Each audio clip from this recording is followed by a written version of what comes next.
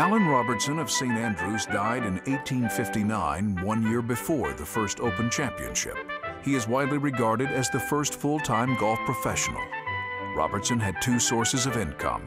He made golf clubs and feathery golf balls in his shop that overlooked the 18th green on the old course at St. Andrews. He also played head-to-head money matches, usually with his apprentice Tom Morris as a partner. Allan Robertson was the supreme golfer of his day. The earliest golfers played with a golf ball called the feathery, and that was a bullhide that had a lum or a top hat full of goose feathers put in it. A top hat looking just like this, full of feathers. Could you imagine them getting them into a small sphere of that size? Well, it was quite a difficult job. It took a man a full working day of 10 hours just to make 4 balls, and that controlled the cost of the game, making it so expensive that a lot of people couldn't afford to play.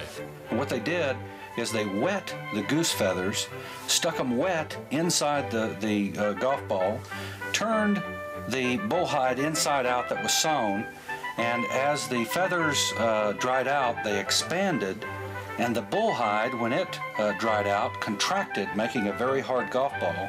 And here is a feathery golf ball made by Allan Robertson, who was one of the first feather ball makers and the first golf professional.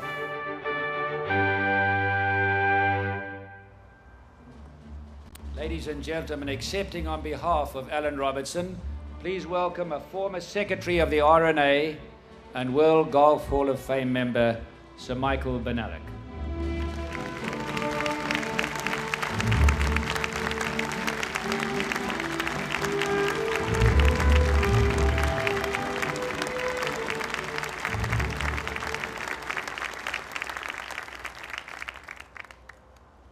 Commissioner Fincham, members of the Hall of Fame, ladies and gentlemen. Someone asked Judy Bell who was going to accept for Allan Robertson. She told them she thought it was his son. Now, as Allan died 142 years ago, I can safely say I don't have that status. But he was a father figure for professional golfers.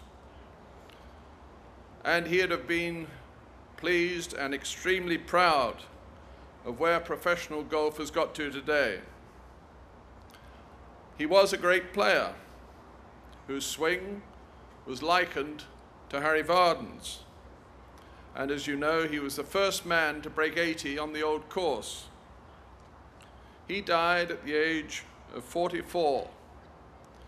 In 1859, the year before the first Open.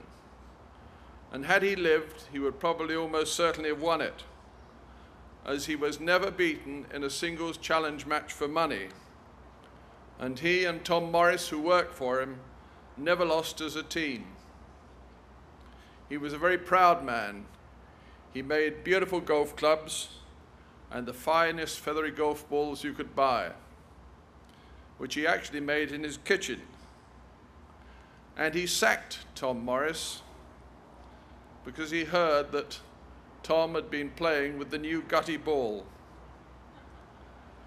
Now, as a player, he would have been very proud to be honored with Donna Capone, Greg Norman, and Payne Stewart.